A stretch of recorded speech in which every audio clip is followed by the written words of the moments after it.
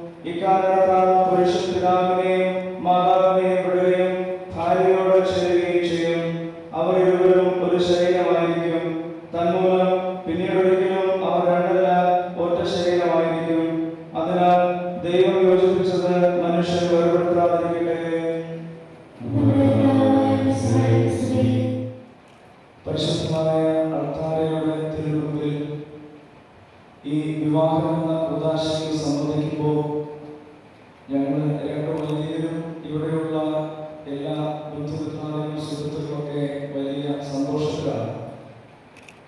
സന്തോഷം എന്ന വാക്ക് ഇവിടെ ഫിറ്റാവില്ല, കാരണം അതിനപ്പുറത്താണ് ഞങ്ങളുടെ ഫീലിംഗ്. കാരണം ദൈവം തൻ്റെ പദ്ധതിയിൽ വരച്ചു ചേർത്ത നിങ്ങളുടെ പേരുകൾ ഇന്ന് ഇവിടെ വെച്ച് ഒരുമിക്കപ്പെടുകയാണ്. അപ്പം അതിൻ്റെ ആഹ്ലാദം ഞങ്ങളെല്ലാവരും നിങ്ങളോട് പങ്കുവയ്ക്കുകയാണ്. ഈ ആഹ്ലാദം ഇങ്ങനെ ഞങ്ങളുടെ ഉള്ളിലുള്ള അവസരത്തിൽ തന്നെ ഞങ്ങൾക്ക് ഒരുപാട് പേടിയെന്നൊക്കെ പറയുന്ന തരത്തിലുള്ള ചില വികാരങ്ങൾ കൂടി ഞങ്ങളുടെ വീട്ടിലൂടെ കടന്നു പോകുന്നുണ്ട്. കാരണം നമുക്കറിയാം, ഞാൻ പറഞ്ഞു, പരിശുദ്ധമായ അവതാര സ്വർഗത്തിന്റെ പ്രതീകമാണ്. ഈ സ്വർഗത്തിന്റെ മുമ്പിൽ വെച്ചിട്ടാണ് നിങ്ങളുടെ ഈ വിവാഹം ആശീർവദിക്കപ്പെടുന്നത്. ക്രിസ്തുവിന്റെ പ്രതിപുരുഷനായ പുരോഹിതൻ നിങ്ങളെ ഈ വിവാഹം ആശീർവദിച്ച് നിങ്ങൾ ഒരുമിപ്പിക്കുമ്പോൾ സ്വർഗഗണം മുഴുവൻ ഇതിന് സാക്ഷിയാകുന്നുണ്ട്. മാലാഖമാർ, പിതാവും പുത്രനും പരിശുദ്ധാത്മാവുമായ ത്രിയേക ദൈവം, പരിശുദ്ധ അമ്മ, മറ്റു മാലാഖ വൃന്ദം എല്ലാവരും ഇതിന് സാക്ഷിയാകുന്നുണ്ട്. കാരണം അതിന്റെ പ്രതീകമാണ് ഈ പരിശുദ്ധമായ അൾത്താരം. അതുപോലെ തന്നെ ഒരു സത്യമാണ്. കാരണം നിങ്ങളുടെ കുഞ്ഞുങ്ങളുടെ പേരുകൾ ദൈവം എന്നേ അദ്ദേഹത്തിന്റെ ഉടനെ എഴുതിയതാണ്. അപ്പൊ അങ്ങനെ വളരെ മനോഹരമായ ഒരു പവിത്രമായ അന്തരീക്ഷത്തിലാണ് ഈ വിവാഹം നടത്തപ്പെടുന്നത്. ആ ഒരു ചിന്തയോടുകൂടി നമുക്ക് ഈ കർമ്മങ്ങളിൽ പങ്കെടുക്കാം. എനിക്ക് ഒരു കാര്യം ഉറപ്പാണ്, ഞാനിവിടെ നിന്ന് എന്റെ പഠനം കഴിഞ്ഞിട്ട് 3-4 മാസമായിരുന്നു. അന്നത്തെ ആ ഒരു അവസ്ഥ എന്തായാലും എനിക്കറിയാം. അതുപോലെ തന്നെ ആയിരിക്കുമല്ലോ, എന്തൊക്കെയോ സംഭവിക്കുന്നു എന്ന് മാത്രമേ നമുക്ക് പറയാനുള്ളത്. തീർച്ചയായും വലിയ ഞാൻ 1-2 മണിക്കൂർ ഇരുത്തി ഉപദേശിച്ചതാണ്, കുറെ കാര്യങ്ങൾ പഠിപ്പിച്ചതാണ്. കുരിശ് മുതൽ സകല കാര്യങ്ങൾ ഞാൻ പഠിപ്പിച്ചും പ്രാർത്ഥിച്ചും ജനിച്ചും നോക്കിയിട്ടാണ് ആളുകളോട് ഇരിക്കുന്നത്. അപ്പൊ അതുകൊണ്ട് 3 പേര് പറഞ്ഞില്ലേ, എറണാകുളത്ത് പോയി പറഞ്ഞില്ലേ, ചങ്ങനാശ്ശേരി പറഞ്ഞില്ലേ, എന്നാലും അവരോട് പറഞ്ഞില്ലേ. അപ്പോൾ വിവാഹിതരാകുന്നത് 3 പേരാണ് എന്നാണ് പറയുന്നത്. 3 പേരെന്ന് പറയുമ്പോൾ ആരാണ്? സ്ത്രീയും പുരുഷനും, പിന്നെ നടുക്കാരുണ്ട്, കർത്താവുണ്ട്. അപ്പോൾ ഈ കർത്താവ് നടുവിൽ നിന്ന് നടത്തുന്ന ഒരു വിവാഹമാണ്. അപ്പൊ ഞങ്ങൾ ഇവിടെ ഇരിക്കുന്ന എല്ലാവരുടെയും പ്രാർത്ഥന നിങ്ങളുടെ ഈ കുടുംബ ജീവിതത്തിൽ നിന്ന് കർത്താവ് പടിയിറങ്ങി പോകാതിരിക്കട്ടെ എന്നുള്ളതാണ്. അതായത് ജീവിതം ഇങ്ങനെ മുമ്പോട്ട് പോകുമ്പോൾ ഞാൻ ഇതിനോട് പറഞ്ഞു, ഈ നിറങ്ങളൊക്കെ അവസാനിക്കും. ഇനി 2-3 ദിവസം ഉള്ളൂ. അത് കഴിയുമ്പോൾ ഈ കളറുകളും ഈ സുഗന്ധവും ഒക്കെ അവസാനിക്കും. UK-ക്കും ലണ്ടനിലും അമേരിക്കയിലും വന്നവർ തിരിച്ചു പോകും. പിന്നെ അവസാനിക്കുന്നത് നമ്മുടെ ഈ കുഞ്ഞു ജീവിതമാണ്.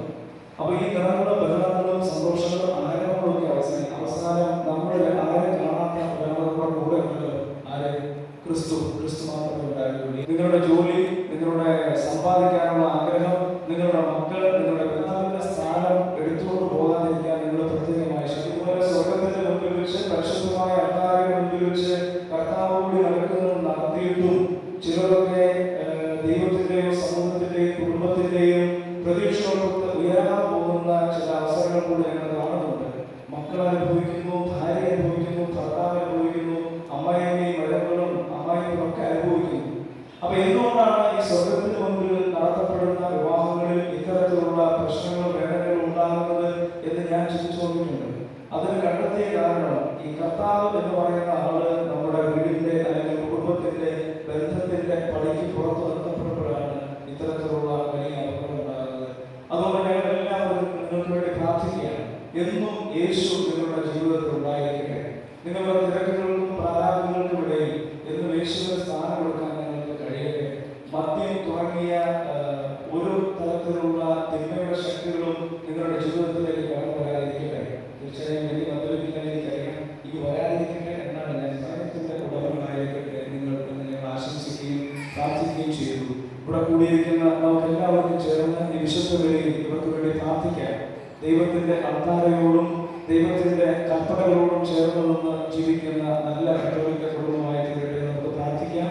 ദൈവം നമ്മളെല്ലാവരെയും സമൃദ്ധമായി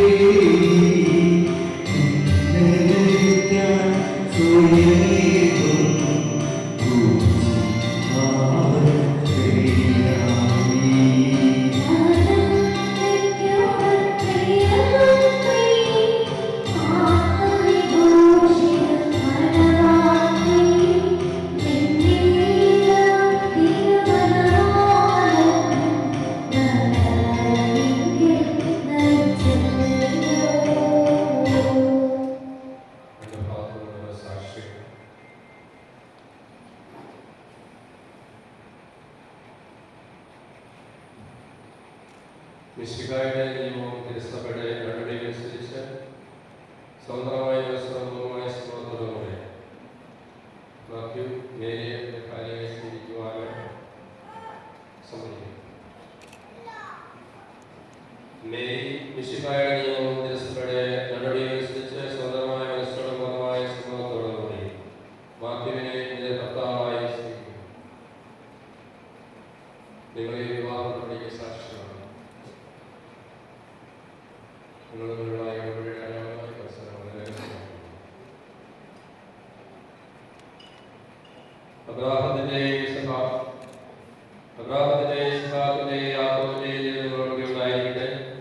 സ്നേഹത്തോടും മനസ്സിന്റെ ഐക്യത്തോടും കൂടി കുടുംബജീവിതം നയിക്കുവാൻ കർത്താവായ യേശു മിശിഹ നിങ്ങളെ വിവാഹത്താൽ എത്തിക്കുമാറാകട്ടെ.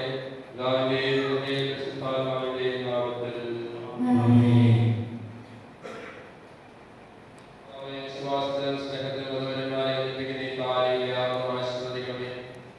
ഐക്യത്തിന്റെ പ്രതീകമായി സ്നേഹത്തിന് പൂർണ്ണമായ സ്വസ്ഥതയിലേക്ക് എത്തിക്കുമാറാകട്ടെ.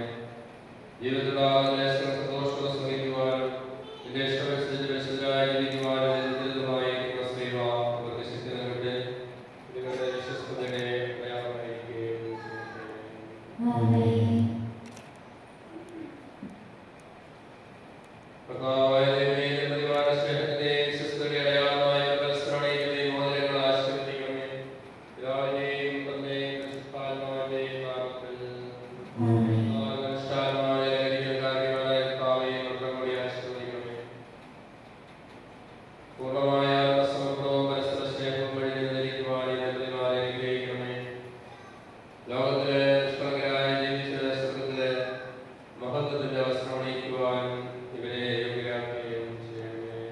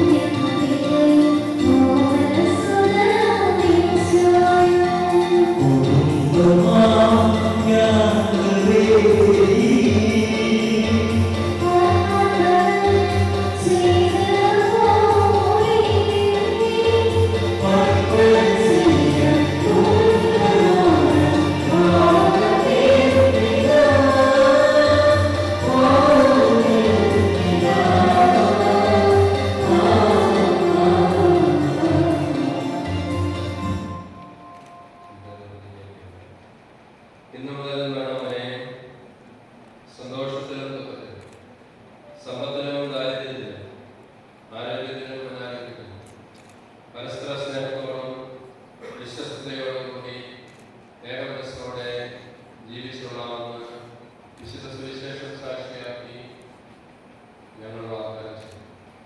ഈ വാഗ്ദാനം അനുസരിച്ച് ജീവിക്കുവാൻ സർവശക്തനായ ദൈവം ഞങ്ങളെ സഹായിക്കട്ടെ. സഹോദരങ്ങൾ തലവൻ ചാഴ്ചവാൻ സ്വീകരിക്കുവിൻ. സർവശക്തനായ ദൈവങ്ങളെ ഗ്രഹിക്കട്ടെ. ആന്തരിക സൗന്ദര്യത്താൽ പരിശുദ്ധാത്മാവിന്റെ വരങ്ങളാലാണ് നിങ്ങളെ സമ്പന്നരാക്കട്ടെ. ക്രിസ്തുവിന്റെ ശിരസ്സായ ക്രിസ്തുവായ നിങ്ങളുടെ പ്രണഭാവം സംരക്ഷകരമായിരിക്കട്ടെ. ജീവിതത്തിലെ എല്ലാ